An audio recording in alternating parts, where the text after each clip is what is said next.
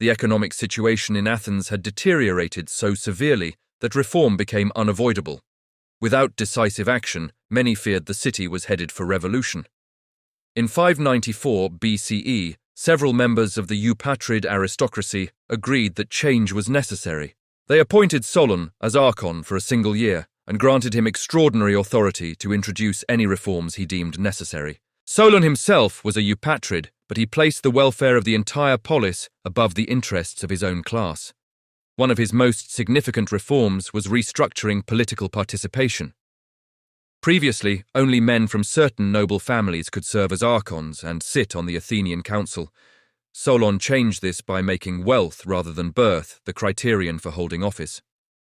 This shifted Athens from a strict aristocracy to a broader oligarchy. Although still limited, this opened the possibility for any wealthy citizen to become an archon, not just members of noble lineages. Solon introduced several additional reforms. He granted citizenship to some non-citizens, widening political participation beyond its previous narrow limits. Before Solon, Athenian laws were unwritten and preserved only in the memories of archons, allowing for manipulation and inconsistent judgments. Solon had the laws written on wooden tablets and displayed publicly, making the legal system transparent and ending much of the arbitrary justice of the past. Solon's most famous reform was the abolition of existing debts. Many small farmers had become permanent debtors, unable to repay what they owed. Solon cancelled all outstanding debts and outlawed future debt slavery.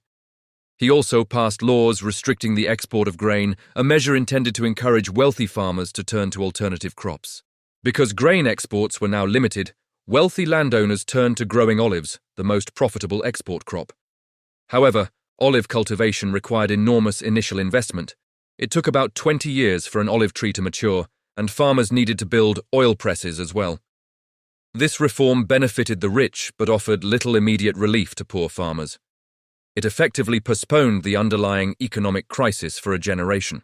Despite Solon's efforts, the biggest flaw in his program was that while he abolished existing debts, he did not prevent future debt crises from reappearing. Within 50 years, Athens found itself facing similar economic pressures once again. As economic tensions resurfaced, Athens entered a period of instability, and around the mid-6th century BCE, a tyrant named Pisistratos rose to power. A tyrant in Greek political terms was not necessarily cruel, but simply a ruler who seized control unconstitutionally during a period of unrest. The ancient historian Herodotus recorded the tyrant's rise to power. There was a woman 4 cubits tall and fair of form.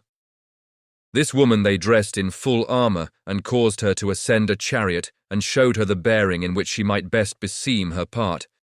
And so they drove to the city, having sent on heralds to run before them, who, when they arrived at the city, spoke that which had been commanded them, saying as follows: "O Athenians, receive with favor Pisistratos, whom Athena herself, honoring him most of all men, brings back to her Acropolis." So the heralds went about hither and thither, saying this, and straightway there came to the people in the country round a report that Athena was bringing Pisistratos back, while at the same time the men of the city, persuaded that the woman was the very goddess herself, were paying worship to the human creature and receiving Pisistratos. Pisistratos gained support from poor farmers and became the dominant figure in Athenian politics from roughly 561 to 527 BCE, with brief interruptions. He ruled absolutely, overshadowing the other organs of government. Upon his death, his son Hippias succeeded him and ruled until 510 BCE. Interestingly, the tyrants did not radically alter the constitution.